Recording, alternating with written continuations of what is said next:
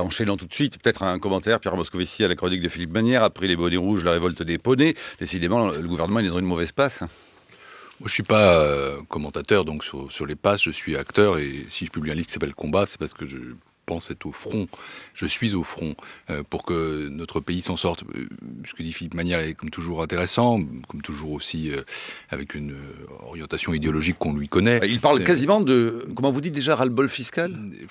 Mais je voudrais d'abord le reprendre sur un point, s'il le permet. La France se suicide. Non, je pense que la France est un pays qui n'a pas tout à fait conscience aujourd'hui, et pas forcément confiance non plus dans ses propres forces. Moi, mes fonctions m'amènent à représenter la France beaucoup à l'étranger, à l'international ou bien en Europe. Et la France est un grand pays. Et la France doit avoir conscience qu'elle est toujours un grand pays. C'est la 5e puissance économique du monde. C'est la 2e puissance économique en Europe. C'est un pays qui a été touché moins que d'autres par la récession et qui a su préserver son modèle social. Alors qu'il y ait maintenant des réformes à faire, je suis le premier à le dire. Qu'il y ait une modernisation de l'État à accomplir, je suis le premier à le dire. Mais pour autant, faisons ça, j'allais dire, en bon ordre, c'est-à-dire sans casser ce modèle social, sans altérer la justice sociale, en respectant aussi ce qui fait notre identité historique. Parce que l'idée d'une défaisance comme ça, généralisée, brutale de l'État social, ce serait, pour le coup, provoquer d'autres révoltes. Et c'est ça qui fait la difficulté de la tâche de François Hollande aujourd'hui, c'est-à-dire de changer ce pays, de changer ses structures, mais en même temps de respecter son génie national dans une période où la crise est là, où le chômage frappe encore beaucoup de Français, où le sentiment des injustices a gagné. Jusqu'à souhaiter, vous en parlez, une révolution copernicienne. Alors hier, je ne sais pas où était Philippe Bagnières, il n'a vu que la révolte des poneys, mais il y a tout de même l'affaire des huées sur les Champs-Élysées pendant les cérémonies du 11 novembre. Elle suscite beaucoup de commentaires dans la presse aujourd'hui, y compris de militants ou d'élus socialistes comme Malek Bouti, qui dit au fond, dans le Parisien, il faut remplacer Jean-Marc Ayrault d'urgence. On parle de décrédibilisation du chef dans les sondages, je crois dans les 21%. Comment observez-vous cette affaire-là et pensez-vous qu'elle est un symptôme ou qu'elle n'est juste qu'une anecdote ? Alors, revenons d'abord sur cette affaire-là qui évidemment est profondément choquante. Qu'est-ce qui fait qu'un pays est une nation ? Et vous savez qu'on parle souvent de la France comme la grande nation. C'est le respect de son histoire, c'est le respect de ses institutions, c'est le respect de l'État. Et il y a des jours où la nation doit justement communier, être ensemble, les jours où on célèbre une victoire, les jours où on célèbre la paix retrouvée, c'est le cas du 11 novembre. Et cette histoire exigeait le rassemblement. Et autour de celui qui est légitimement le chef de l'État. Parce que les institutions, c'est ça. Les Français ont élu François Hollande en mai 2012. Il est le chef de l'État. Il est le président de tous les Français. Très impopulaire. Hein. Mais on va dire, si on prend à l'envers, 21% sont satisfaits, les Français. Pardonnez-moi, c'est un autre sujet, mais je veux d'abord traiter celui-là parce que il y a la question du vivre ensemble dans ce pays qui est en cause. Et vivre ensemble, c'est ça aussi. C'est être fier de son histoire, de ce qui nous fait vivre ensemble, de ce qui nous cimente. C'est accepter les institutions qui font que, oui, François Hollande est le président légitime des Français. J'ai parfois l'impression que pour une certaine droite ou l'extrême droite, il y a le refus de la légitimité de la gauche au pouvoir. Je l'écris dans mon livre. Mais non, la gauche est là parce que les Français l'ont porté au pouvoir et François Hollande est là pour 5 ans et il doit être respecté et dans son mandat et dans sa fonction et dans sa personne. Et donc, ce qui s'est passé hier, c'est tout simplement inadmissible. Je trouve que c'est grave, en effet. Et il faut revenir à l'essentiel. Et François Hollande, d'ailleurs, a donné son ordre de mobilisation quand il a lancé le cycle de célébration du centenaire de la guerre de 14-18. Il faut rassembler les Français. Il faut réformer ce pays. Il a besoin de changement. Il faut être tous ensemble pour réussir. 7h43, Pierre Moscovici, invité des matins. Hubert Huertas. Ces petits groupes, ou bien ce sont des égarés, qui ne représentent qu'eux-mêmes, ils ne sont pas très nombreux, ou bien c'est une espèce d'avant-garde vers lequel pourrait converger tout un tas de mouvements, et ce seraient des symptômes. S'ils sont des symptômes, les symptômes de quoi ? Pierre Moscovici. D'abord, de quoi parle-t-on? Si on parle de ceux qui étaient hier aux Champs-Élysées, oui, on parle entre autres Oyonnax, mais après les bonnets rouges, après... Mais il ne faut pas faire masse de tout. Il ne faut pas faire masse de toutes les protestations. Vous avez vu la une du Figaro? Les mouvements convergent. Je lis le Figaro, mais non, les mouvements ne convergent pas. Il peut y avoir des insatisfactions, il faut les traiter. Il peut y avoir des écoutes qu'il faut apporter à des revendications légitimes. Et il faut les entendre, celles-là. Et le gouvernement est à l'écoute. Ce n'est pas un gouvernement qui... n'entend pas, un gouvernement qui impose, c'est un gouvernement qui dialogue, c'est un gouvernement qui concerte. Oui, parce que nous avons voulu faire en sorte que le dialogue social reprenne sa place, mais il y a aussi, parfois, des mouvements, comme ce qui s'est passé hier, qui sont tout sauf spontanés. On le sait. On sait qui était présent. On sait que le Front National était là. Et je pense que le Front National, en l'occurrence, a montré de lui-même un visage qu'il essaye de faire oublier, mais qui est un visage radical, et radicalement hostile aux institutions de ce pays, en tout cas au président de la République, et qui montre qu'il n'aime pas, au fond, ces moments de rassemblement du pays. C'est un parti qui toujours divise. Et ça, on ne peut pas le laisser passer. Est-ce que vous n'avez pas laissé un peu passer, laissé filer les désordres? On a vu quand même, notamment en Bretagne, des images qui, si elles avaient été transportées ailleurs, dans certains coins de France, auraient été considérées comme insupportables. Là, bon, on les a vues, mais... Pierre Moscovici. Non, il y a, je l'ai dit, cette écoute. Quand une région ou un pays souffre, il ne faut pas réagir avec brutalité. Et s'agissant de la Bretagne, il y a des problèmes que ce gouvernement entend. Il y a la crise de l'industrie qui peut frapper, par exemple, PSA à Rennes. Il y a la crise de l'agroalimentaire. Il y a ce qui s'est cristallisé autour de cette écotaxe. Pour autant, les brutalités, elles ne sont pas admissibles. Donc il faut être à la fois dans l'écoute, dans la réforme et aussi dans la fermeté. C'est ce que veut le chef de l'État et c'est ce que nous appliquons. L'inquiétude, cela dit, que laisse filtrer en off de nombreux ministres du gouvernement sur l'autorité ou le manque d'autorité supposée de François Hollande, les critiques qui se font, Malek Bouti dans Le Parisien, cette fois-ci à visage découvert, il faut remplacer Jean-Marc Ayrault, vous les percevez comment et vous les analysez comment? Moi, je pense qu'il n'y a pas de place quand on est dans une situation de crise comme celle-ci, quand on a des réformes aussi ambitieuses à mener, quand on est au combat contre une crise aussi importante, quand on est en train d'ailleurs, on va y revenir, d'obtenir des résultats. Parce que, je le disais tout à l'heure, la France, grand pays, oui. La France, 5e puissance économique du monde, oui. La France est sortie de la récession, oui. La France est en train de retrouver la croissance, oui. L'augmentation du chômage est ralentie. Vite, hein, vous êtes peut-être un peu optimiste. Non, j'espère qu'on aura l'occasion d'y revenir sur le plan économique. Vous avez des... Mais il y a des choses très, très précises à cet égard. Donc, si vous voulez, quand je dis tout ça, c'est pour dire que, encore une fois, j'appelle la France à avoir confiance en elle. Mais il n'y a pas de place dans ce genre de situation pour les petites phrases ou pour les issues individuelles. Il faut faire bloc autour du chef de l'État. François Hollande est le président de la République et c'est lui qui donne le tempo, qui donne le sens, et il sait où il va. Ce qu'il sait, il connaît ce pays. C'est d'ailleurs pour ça qu'il a été élu président de la République. Il est proche des Français. Et ça, c'est aussi ce que les Français attendent de lui, c'est-à-dire de manifester cette écoute, cette attente, cette attention, et d'être l'homme des solutions, l'homme des résultats. Et mais des solutions tardives. Mais non, ce qu'il sait, c'est qu'il y a des réformes profondes à mener. Et il y a notamment une action à mener dans 3 directions qui prend du temps. Il y a d'abord des économies, parce qu'il faut en effet adapter notre État. Il faut non pas le réduire, mais faire en sorte qu'on puisse procurer des services publics à un meilleur coût avec plus d'efficacité. Ça s'appelle la modernisation de l'action publique. Ça, c'est la première direction. La deuxième, c'est, tout à l'heure Philippe Magnier en parlait, les entreprises. Il faut doper la compétitivité française. Oui, c'est vrai, nous sommes un grand pays, mais nous avons décroché, notamment par rapport à l'Allemagne. Et donc, il faut que nos entreprises retrouvent les capacités d'investir pour plus de croissance et pour plus d'embauche. Et puis, enfin, et c'est la troisième chose, il faut se mobiliser contre le chômage et pour l'emploi. Et tout ça, en effet, ça prend du temps. Mais, je le répète, il y a une direction. Vous savez, d'autres pouvoirs, en Grande-Bretagne ou en Espagne, ont connu des moments comme celui-ci, des moments difficiles, où les réformes semblaient ne pas déboucher, et pourtant, ils savaient où ils allaient. Et aujourd'hui, on voit d'une certaine façon le résultat. L'Espagne qui retrouve la croissance, la Grande-Bretagne qui, elle, a une croissance forte. Et je dis ça en précisant que je ne suis pas de l'orientation politique des dirigeants britanniques ou espagnols.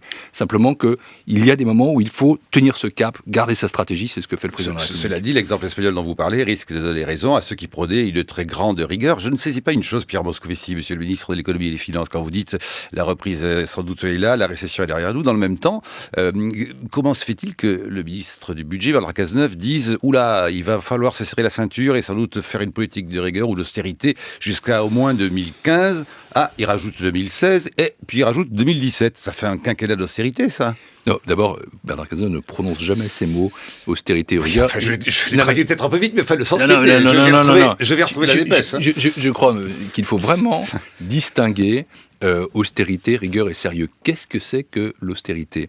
L'austérité, c'est quand on en fait trop. C'est quand on appauvrit tellement l'État qu'on réduit les capacités de justice sociale et que par ailleurs, on crée de la récession dans le pays. Et ce que nous demandons, nous, ce sont des efforts, oui, budgétaires, des économies, oui, et elles sont nécessaires parce que... Jusqu'à 2017 nous devons réduire nos déficits. Et donc, ça demande que ces efforts se poursuivent. Pas avec la même ampleur chaque année. En 2015, ce sera à nouveau 15 milliards d'euros. Ça devrait être un peu moins dans les années qui suivent. Mais il faut poursuivre cet effort. Vous savez, nous avons 57% de dépenses publiques dans le PIB. 57%. La droite avait amené ce taux de 53 à 57%. Il faut le réduire. Mais le réduire, encore une fois, en modernisant vraiment l'État et en améliorant la qualité des services publics, ce qui est tout à fait fondamental. Mais si je reprends cela, ce que dit Bernard Cazeneuve, c'est donc qu'il faut une gestion sérieuse, parce que la réduction des déficits est insupportable, parce que la dette publique nous menace, et même Paul Krugman l'a écrit, ça ne peut pas se faire par l'augmentation. Paul Krugman a pris votre défense, absolument, s'indignant que Standard & Poor's ait baissé la note de la France en disant mais non. Que dit Paul Krugman ? Il dit que vous ne coupez pas dans les questions sociales, les budgets sociaux, et qu'en revanche, vous avez effectivement raison de baisser les dépenses de l'État. Et il dit, au fond, c'est les libéraux américains qui ne supportent pas cela. Et là, ils volent à votre secours. Il y en a au moins un.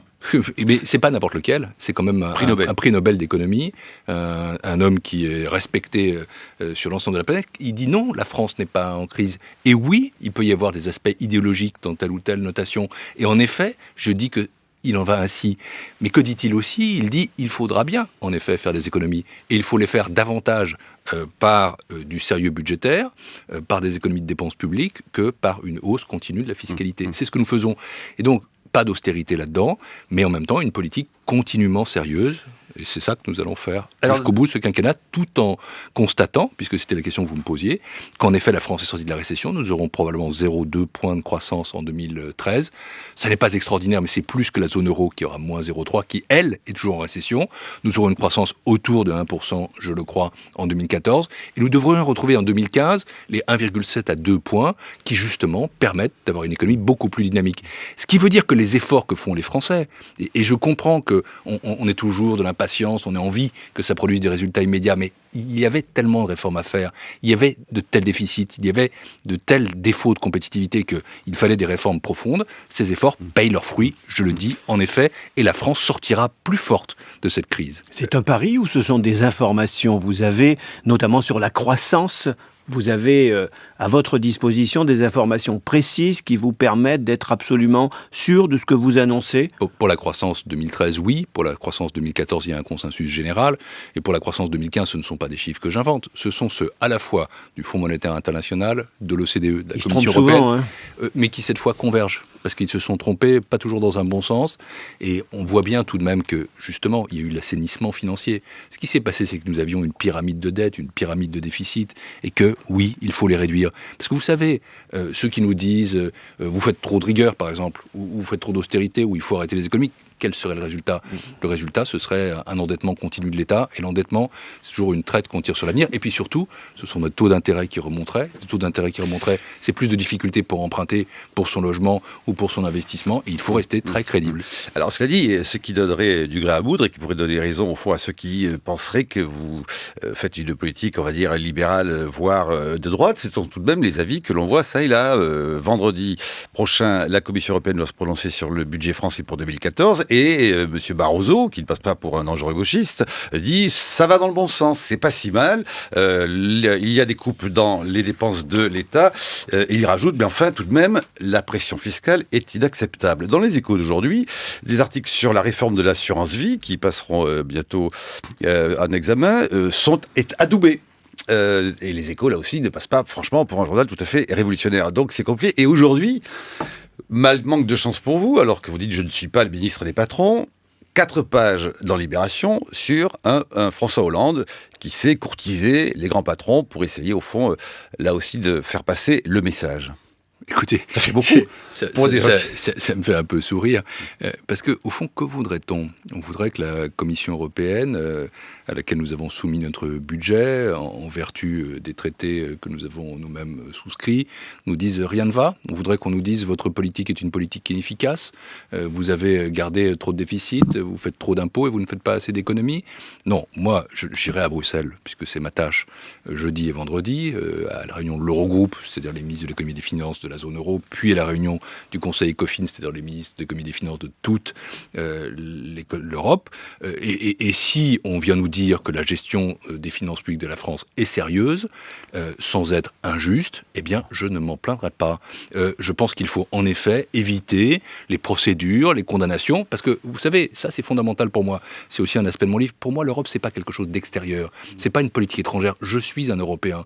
Et quand je parle avec la Commission européenne, je ne parle pas des ennemis de classe. Je parle à des partenaires avec lesquels, souvent, je ne suis pas d'accord. Car je ne suis souvent pas d'accord avec M. Barroso. Vous racontez Chypre ça m'arrive souvent de ne pas être d'accord avec eux, mais ce sont des partenaires. Et il ne faut pas prendre l'Europe comme quelque chose qui nous est extérieur. Quand nous avons choisi de faire l'Europe, nous avons choisi nous-mêmes d'abandonner certaines parts de souveraineté ou d'être dans un certain nombre de coopérations. Pour le reste, s'agissant de la réforme de l'assurance vie, il faut dire peut-être d'un mot de quoi il s'agit. On a l'occasion d'y revenir. J'en dis juste un mot. Bien sûr. Il s'agit de faire en sorte que les Français nous entendent, il y a 1400 milliards d'euros de contrats d'assurance vie, 40% de l'épargne.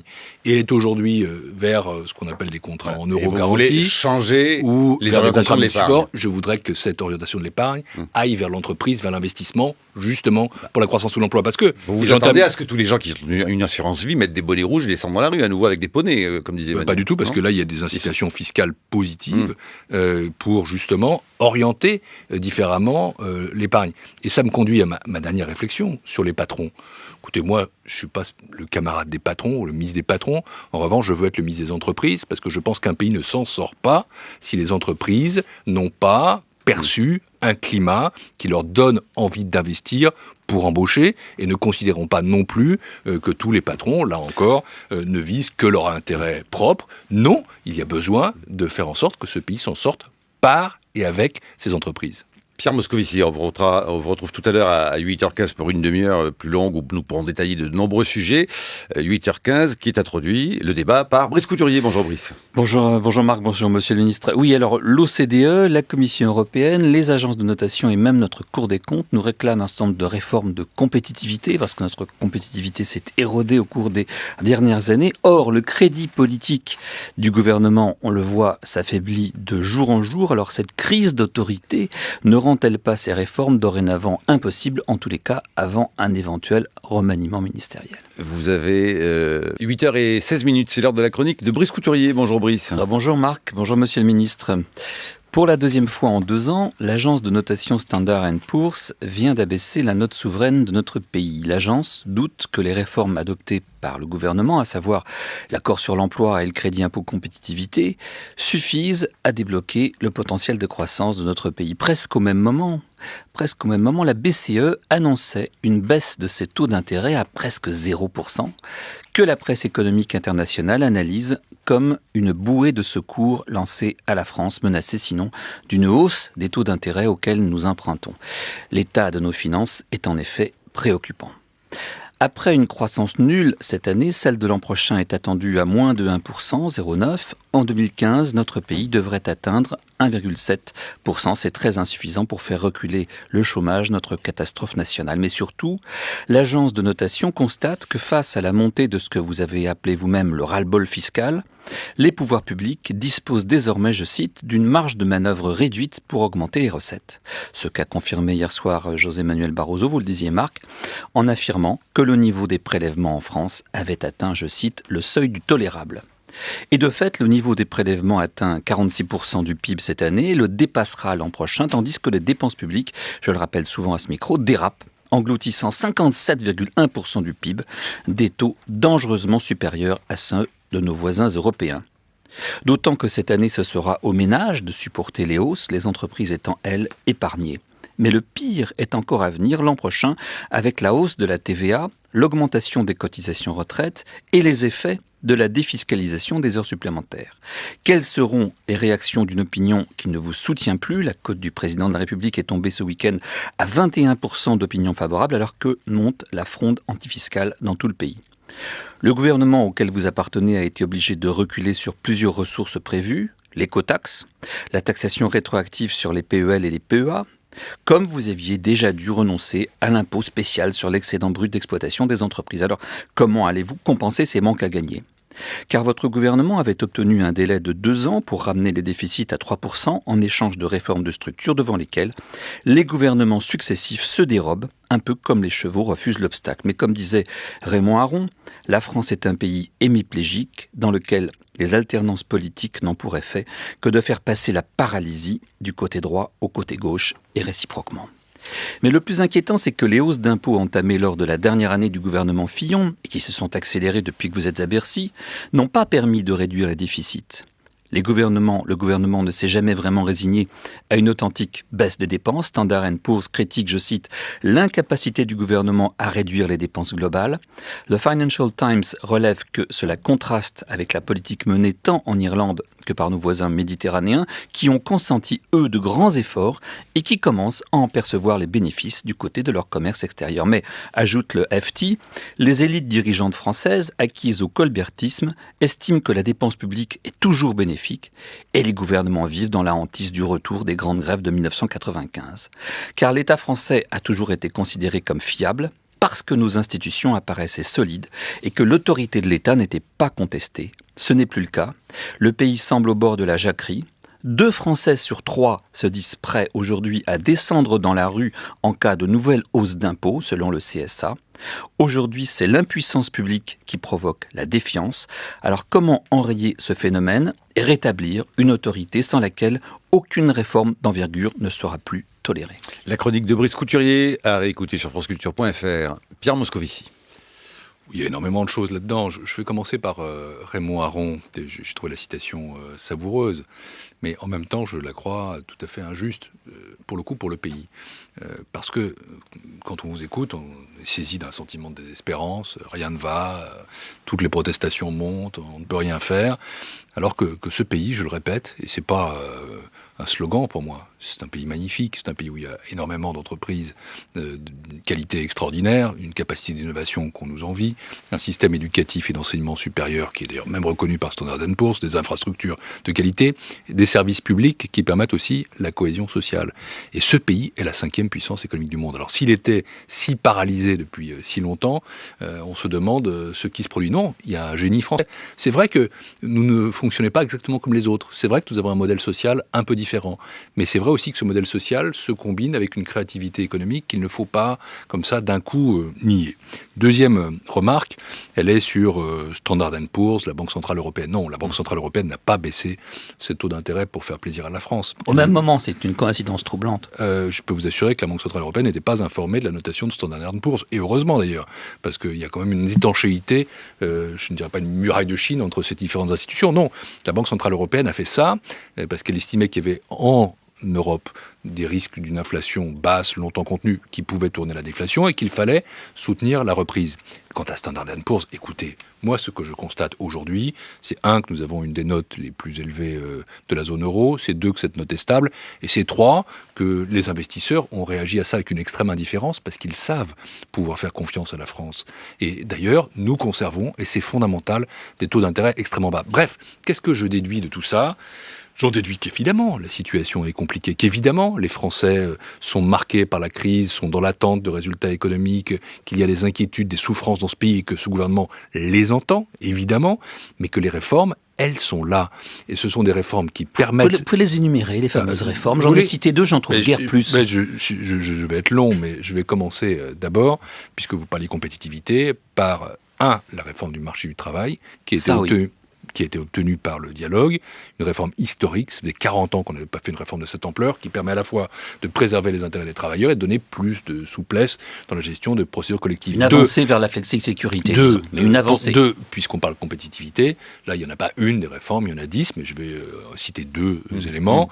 D'abord, le crédit d'impôt compétitivité emploi, qui est une baisse du coût du travail, qui permet en effet de rattraper une partie de notre retard qui sur l'Allemagne. succède à une hausse des prélèvements sur les entreprises qui ne la compensent pas complètement. Je poursuis par le fait que nous sommes en train de réduire nos déficits et que nous le faisons fortement, avec un rythme en même temps qui est compatible avec la croissance, et que nous le faisons désormais par une politique d'économie. Il y a bien 15 milliards d'économies dans le PLF 2014. C'est les deux réformes que vous avez citées. Est-ce que vous j'en suis déjà à 3.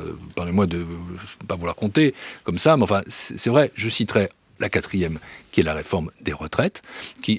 Chacun sait qu'elle est insuffisante, voyons. Pardonnez-moi de vous dire une chose. Le critère d'une réforme structurelle, ce n'est pas de mettre 2 millions de personnes dans la rue. Et le fait que cette réforme ait été concertée et qu'elle permet... Vous reculez devant les réformes parce que vous avez peur de l'explosion sociale. Non, parce que vous avez peur du spectre de 1995. C'est pas ça. Tous. Je suis en effet plus proche de Paul Krugman que de tel ou tel intellectuel de droite. Et je pense en effet qu'on peut faire des réformes qui sont des réformes de progrès social. Je suis un homme de gauche. Et quand on met en avant la pénibilité, ce qui n'empêche pas pour autant de faire des prélèvements et des économies qui permettent d'équilibrer le système des retraites, on fait une réforme qui est une réforme structurelle. Et je pourrais poursuivre en parlant de la réforme du financement de l'économie, de la loi bancaire. Je pourrais citer aussi la création de la Banque publique d'investissement, qui est la banque des PME et des ETI dans ce pays, qui leur permettent d'exporter. Je pourrais parler de la réforme de la formation professionnelle. Et là, il y a un rendez-vous pour le 12 décembre. Non, il y a toute une série de réformes structurelles qui permettent d'avoir une compétitivité plus forte. Donc il faut maintenir le cap, les réformes sont suffisantes et on va en obtenir les bénéfices. Ça semble être le pari de François Hollande. François Hollande avait dit, il y aurait deux parties dans j'étais avec François Hollande vendredi matin, c'était le jour où Standard & Poor's annonçait, c'est vrai, la dégradation, en tout cas le recul de sa propre note. J'aime pas le mot dégradation parce que la France n'est pas dégradée et les marchés ne l'ont pas dégradée. Mais qu'a-t-il dit? Nous étions avec le président de la Banque mondiale, Monsieur Kim, il a dit oui, il y a un cap et il y a une stratégie. Et ce cap, c'est 1, des économies, c'est 2, la compétitivité, et c'est 3, l'emploi.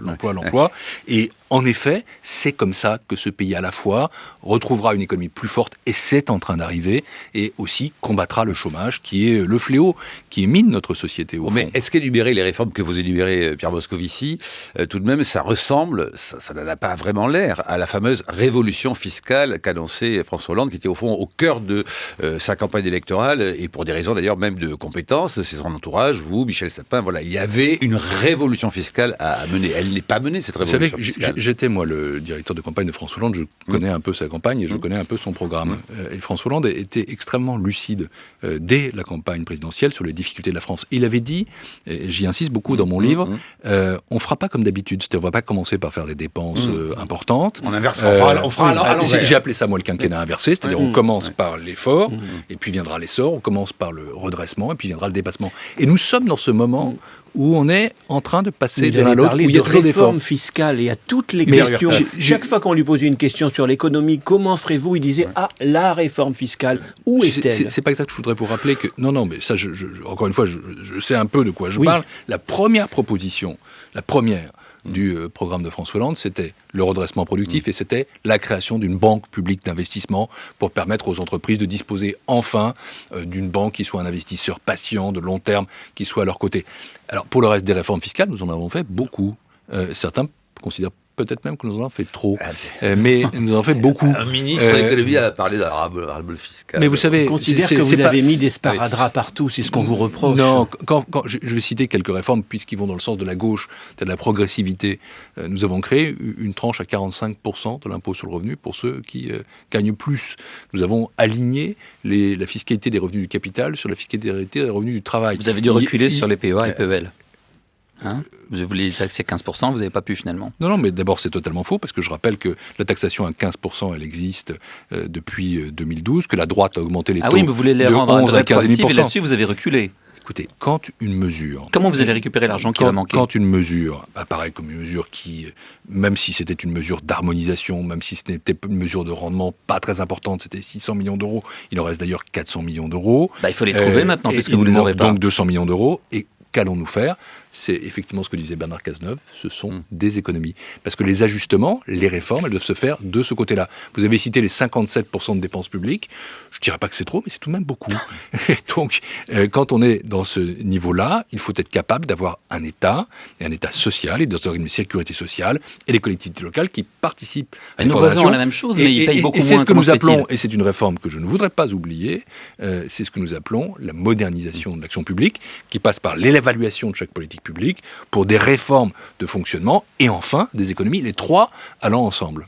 Caroline Fourest. La stratégie que vous avez annoncée pendant la campagne présidentielle, c'est effectivement d'abord des économies, d'abord la révolution fiscale, puis la redistribution. Est-ce que l'erreur, elle n'est peut-être pas quand même dans un léger réglage de tempo ? C'est qu'on a eu le sentiment qu'il y a eu d'abord la montée de la pression fiscale, puis les économies, puis la redistribution, ce qui est 3 crans au lieu de 2.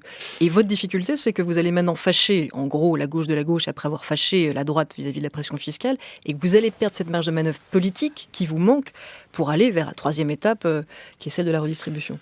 Alors, première chose, je voudrais revenir sur mai 2012, quand nous arrivons aux responsabilités. Moi, j'arrive à Bercy. Qu'est-ce que nous trouvons ? Et vous enlevez la moquette zébrée de Christine Lagarde. Je suis un peu astigmate, ça me faisait mal aux yeux.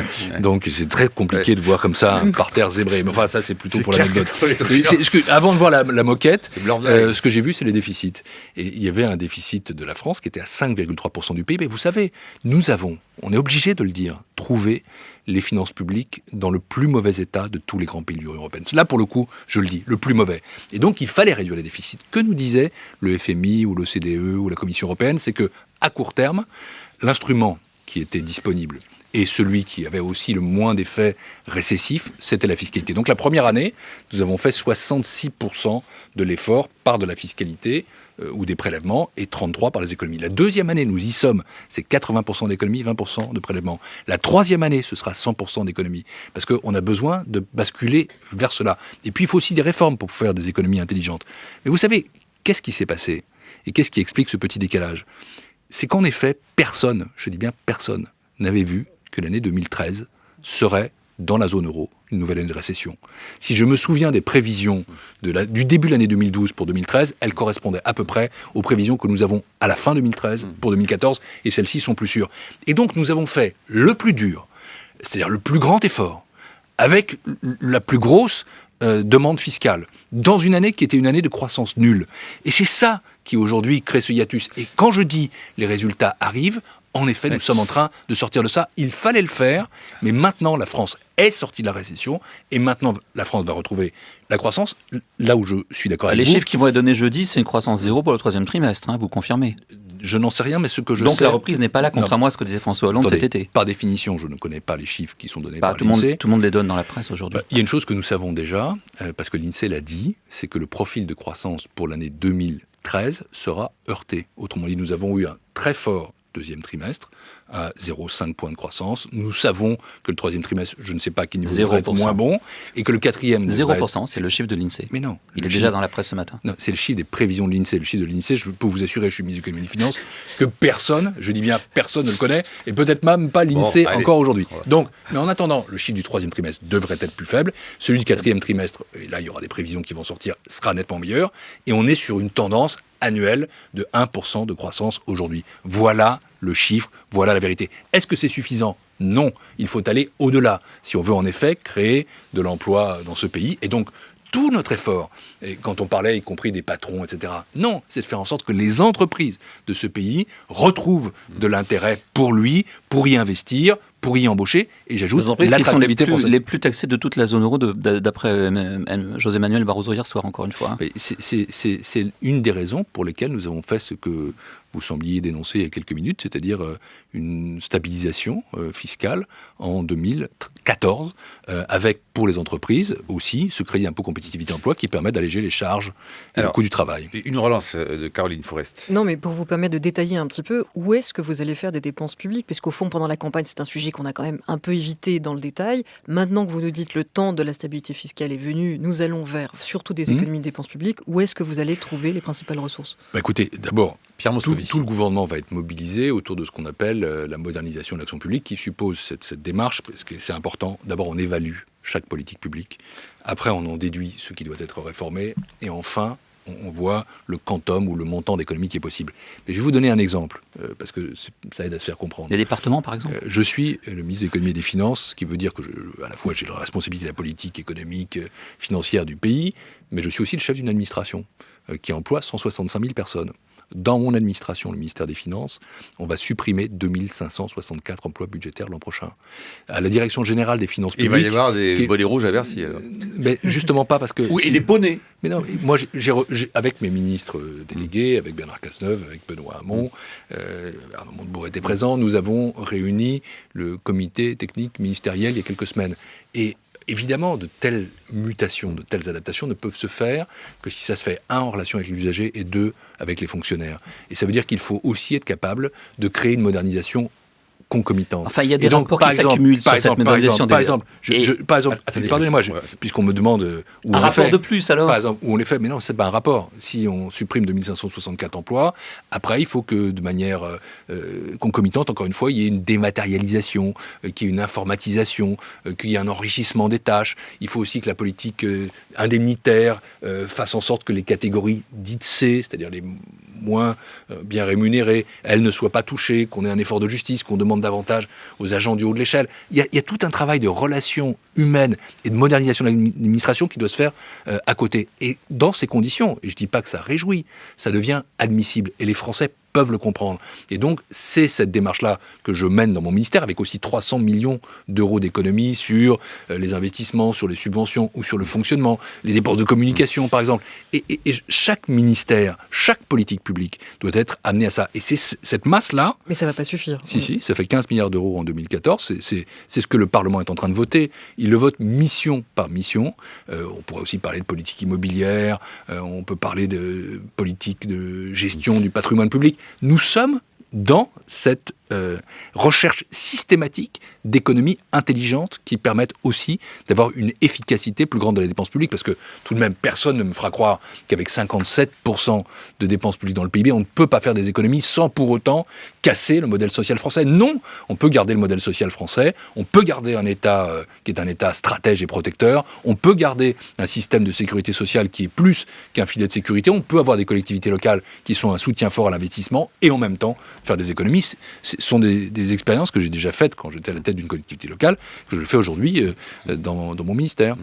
Hubert Vertas. Au-delà de la dimension technique, des réformes, du nombre de ces réformes, de l'efficacité de ces réformes, il y a une question qu'on a abordée dans la première partie, mais sur laquelle je voudrais revenir, qui est un petit peu la méthode de gouvernement. Et là, je vais vous renvoyer au prologue de votre livre. Vous racontez le Conseil des ministres des Finances européens à Bruxelles, le 16 mars, il est 3h du matin, on y parle de Chypre, et on penche pour une taxation de tous les comptes bancaires. Vous l'expliquez dans le livre, vous êtes contre, et puis de guerre lasse, vous laissez faire. Vous expliquez que la semaine suivante, les faits vont vous donner raison, mais qu'il est un peu tard. Est-ce que cet épisode que vous mettez en exergue, donc il est important, n'explique pas à lui seul le sentiment de faiblesse que donne ce gouvernement, puisque vous aviez raison et que vous le saviez, pourquoi n'avez-vous pas dit non? Gaullistement, non. Mais je vais vous l'expliquer. Je pensais en effet qu'il n'était pas possible de faire ce qu'on appelle un bail-in, de taxer tous les portefeuilles, y compris ceux qui étaient en dessous de 100 000 euros. Et vous ne dites pas, et du coup, Jean-Luc Mélenchon vous accuse de faire partie des 17 salopards, vous en souvenez? Je m'en souviens bien, il a même voulu donner, c'était de la pierre, donner mon adresse, que j'ai trouvé d'une élégance qui participe à ce climat sympathique, chaleureux, démocratique et républicain, qui fait le charme du pays parfois. Non, mais de façon plus sérieuse, vous savez, ce qui s'est passé, c'est que c'est assez simple. C'est qu'on est dans une situation où le président de Chypre lui-même, a consenti à ça. Nous étions dans une pièce fermée. Il y avait Monsieur Rehn, le commissaire chargé de ses affaires. Il y avait Wolfgang Schäuble, le ministre allemand, moi-même. Il y avait Christine Lagarde. Et il y avait le président de Chypre. Et quand le président de Chypre a dit non, moi, je préfère cette formule Qu'est-ce que vous voulez dire? Non, gaullistement, je vais vous expliquer que vous devez faire.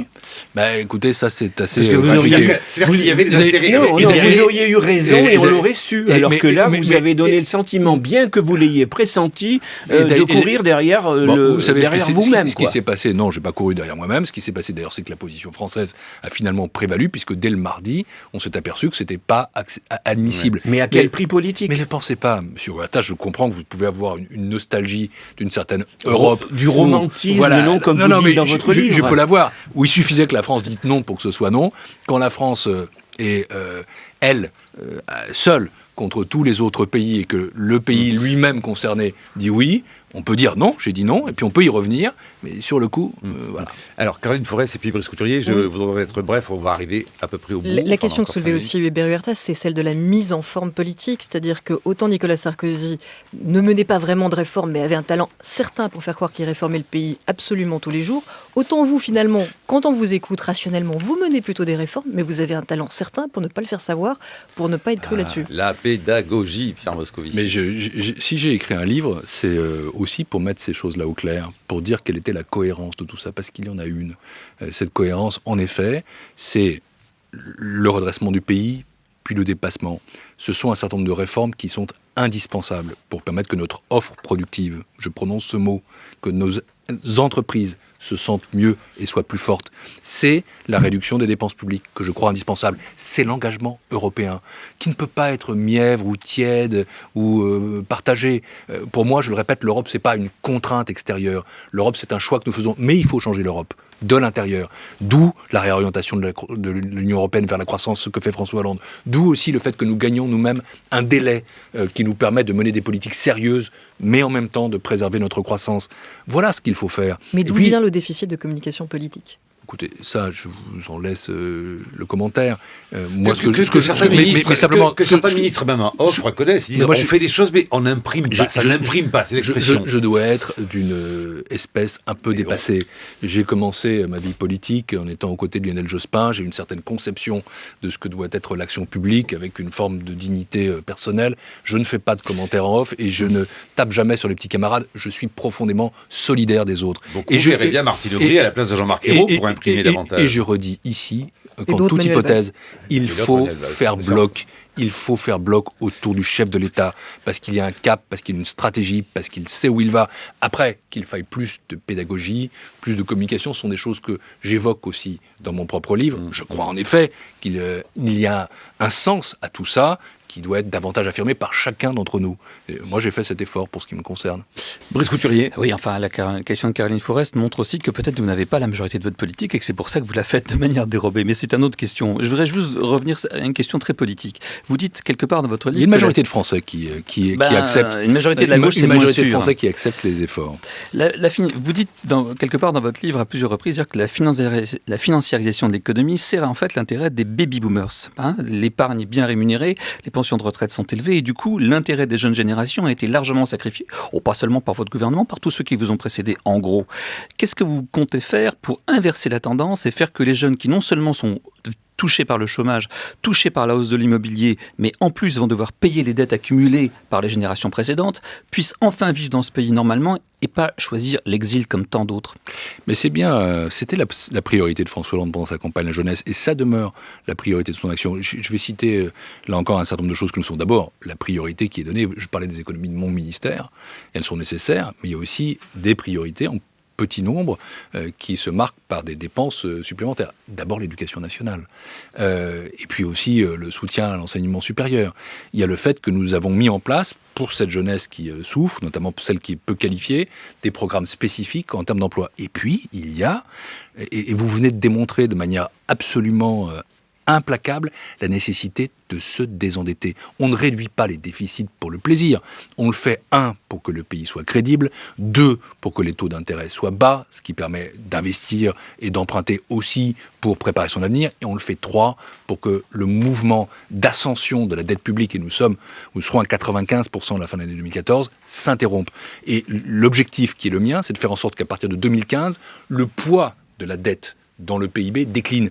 Et on est à 95% aujourd'hui, on c'est sera ça ? à 95%, mais il y a aussi des éléments extra, disons entre 93 et 95% à la fin 2014. Ce sont dans nos documents budgétaires. Eh bien, ce n'est pas comme ça qu'on prépare l'avenir de la jeunesse. Voilà pourquoi la réduction des déficits, c'est pas une politique de droite. Non, c'est une politique qui prépare l'avenir, tout simplement. Et investir dans l'avenir du pays, c'est la tâche de ce président et de ce